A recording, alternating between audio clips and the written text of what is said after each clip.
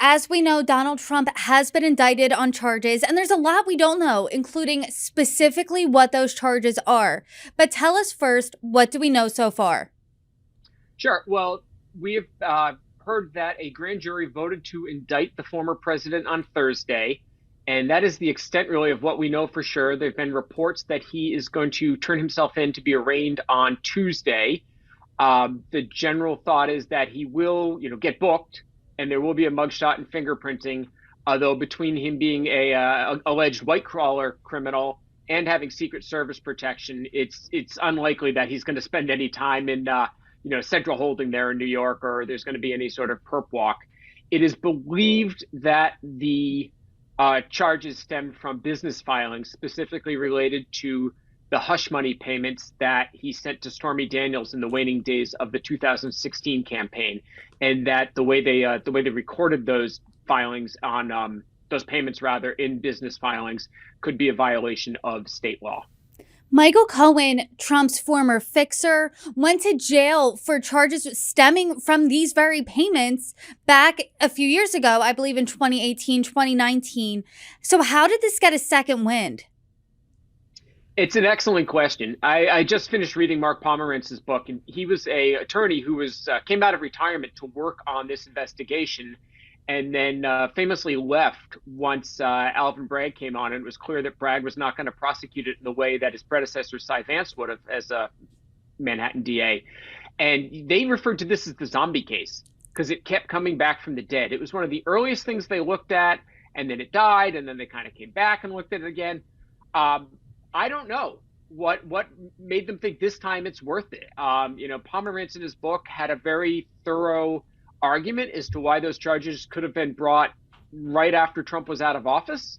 And yet here we are a couple of years later, and it sounds like they're coming around again. So I'm not sure. Pomerantz didn't think it was likely they'd find any more evidence or get any more witnesses. I mean, they'd really reached out to a lot of people here, but it seems like something has changed.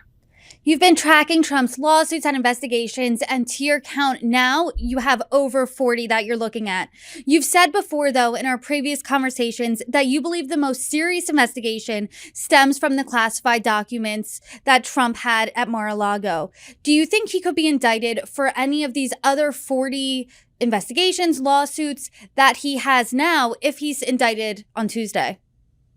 The only ones that look like they're could go down the criminal path would be the Atlanta, Fulton County, Georgia investigation over his interference with the 2020 election.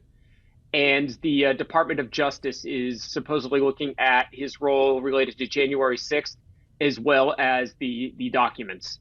And, it is not something the U.S. government takes lightly, is mishandling classified information. So I still stand by that. I think that is the most serious of all of these cases. I mean, obviously, if Trump were to be convicted of the allegations that we think he's going to be accused of here, it's about 4 years in prison. But, it's a long way to get where he is now to conviction. I think that the thing that'll be harder will be on the documents. Zach, I do want to take a step back here and just settle with this news for 1 second. A former U.S. president has been indicted.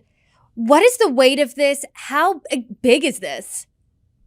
Yeah, it's a hell of a sentence. The DA put out a statement yesterday saying that Trump was going to surrender. And again, that's the former president of the United States is about to surrender.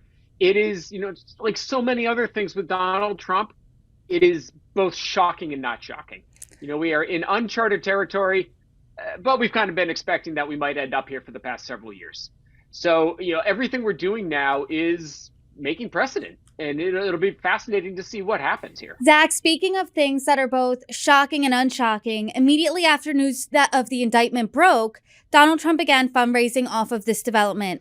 Are we in a political landscape now where an actual indictment could inject life into his campaign that could propel him even further to being the frontrunner of the GOP presidential nominee? It's possible. We did see the GOP coalesce around. Apparently, it's like the one thing I think that the GOP really stands for is not allowing any criticism of Donald Trump. That's the one thing that really bonds everybody together, and that happened again yesterday. But he's been fundraising in other candidates have been fundraising off a potential indictment for quite some time. So it's not too surprising that they went ahead, and now that actual indictment hit, they did. And they're not alone in that. I'm seeing a lot of government watchdogs and nonprofits send out emails yesterday, and they weren't hard fundraising solicitations, but that's part of why they send them out, is to remind you they exist. And it's a good time to raise money in Washington.